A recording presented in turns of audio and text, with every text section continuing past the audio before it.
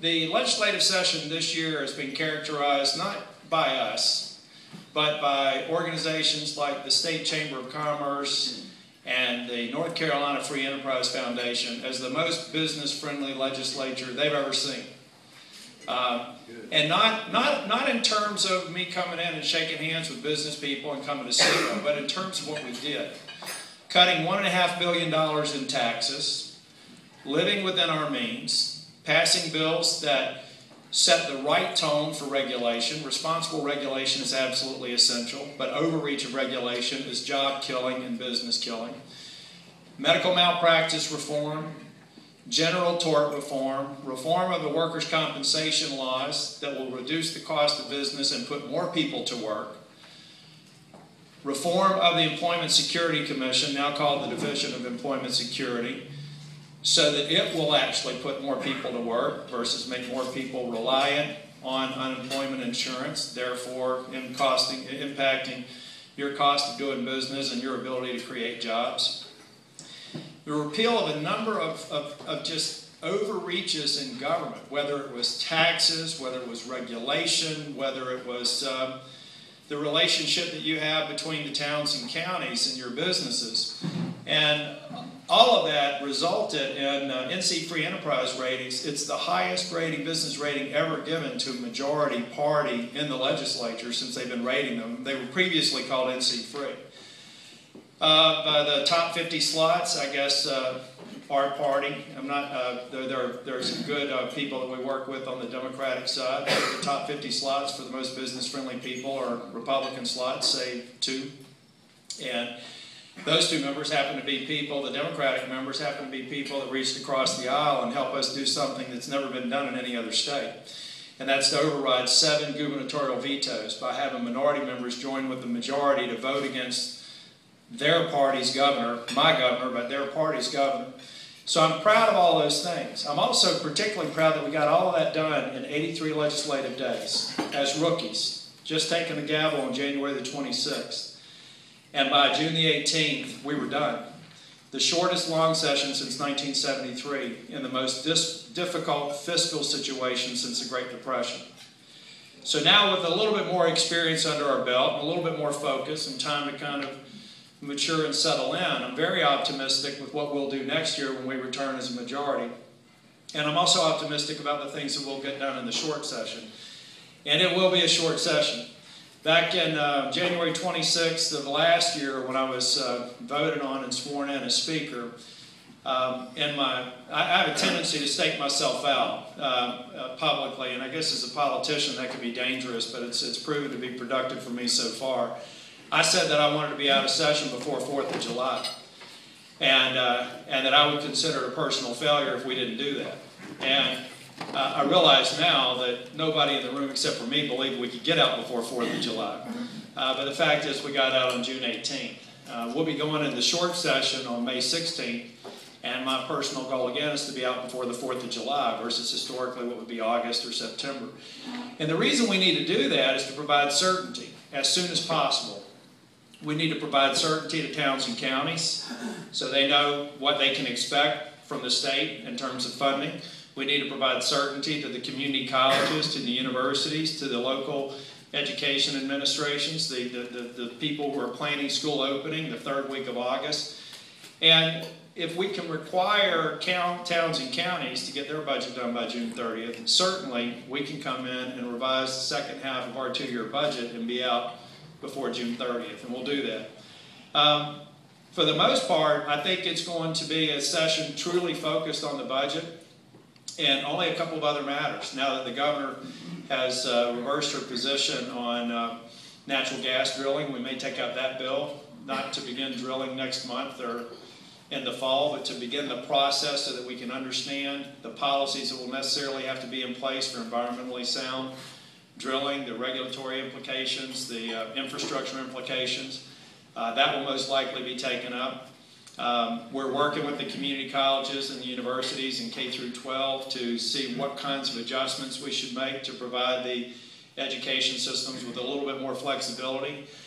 The revenue picture right now is pretty good. We made conservative estimates with the budget And in the first half of the year, we had about $145 million over collection and revenue. That is to say that we were conservative, and that's money that right now is not allocated. Now the bad news is we're coming up short on some areas, particularly in health and human services. So most of that will be taken, but we actually believe a net shortfall, which is likely, is manageable without making any serious cuts across the board.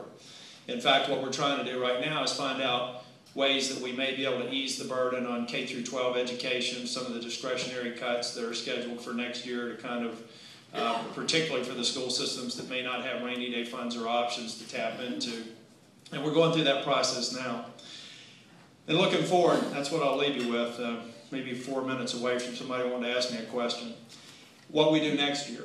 And I think next year is going to be almost exclusively focused on true education reform, K through 12 primarily, but also working out the integration between K through 12 and university systems. That'll be a focus on providing more flexibility in the classroom, coming up with a viable way to do pay for performance or merit pay, whatever term you want to use, so that the best teachers are being compensated, all teachers are being treated fairly, but there has to be some differentiation, and to suggest that there's no way to do that tells me that people have never volunteered in school as I have. How many of you have children? Ever volunteered in school? I use this story. I was PTA president at Hopewell High School 6 years ago, and I volunteered in a lot of PTA activities. And there was one thing you always do around May, about a month or so from now, what would parents be talking about around the table at the PTA meeting? Boy, I hope I get Miss So-and-so's class, because the kids love her and all the kids do great. And oh my gosh, I hope I don't get Mr. So-and-so's class, because he breaks their hearts and the results show it. I mean, there's a conventional wisdom out there that there is a way to assess performance and outcomes. And we have to step up and do that and show the teachers respect. Give the higher performers more pay. Give the lower performers an opportunity to improve their performance. And that's at the root of some of the things that we'll do with education reform, actively engaging the teachers in the process. Tax reform is another one, and that's an area that I will guarantee you, if we get it right, we will manage to make every single one of you in this room mad about something. Because with tax reform, if you're going to broaden the base and lower the rate, then you've got to take a look at categories of things that have never been taxed. With the goal of being revenue neutral, with the goal of potentially even maybe lowering, but certainly not increasing the revenue over what we have today. And with the goal of either substantially reducing or eliminating corporate and personal income taxes. And finally, moving on with regulatory reform.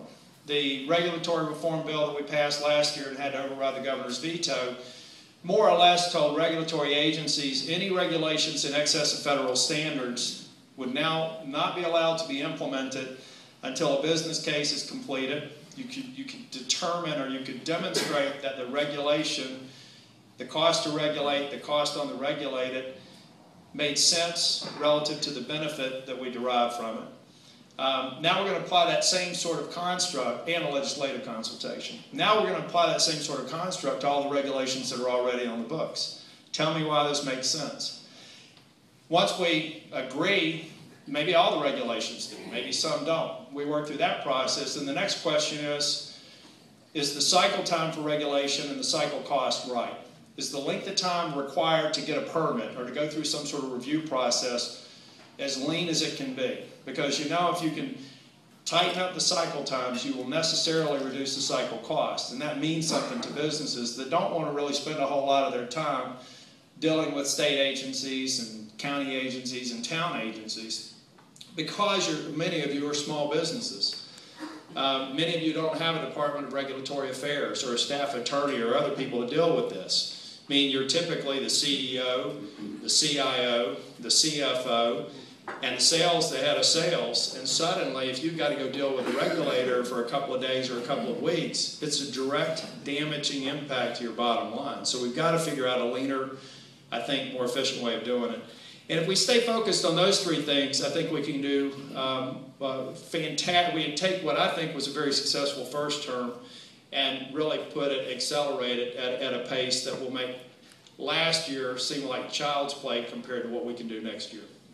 So with that, again, I want to thank Tim for his service. I want to congratulate Nathan in advance. I'm kind of favoring him if y'all haven't figured that out. We've been wanting him to run for a couple of years. We're glad, or longer than that probably, so we're glad to see him get in the hunt.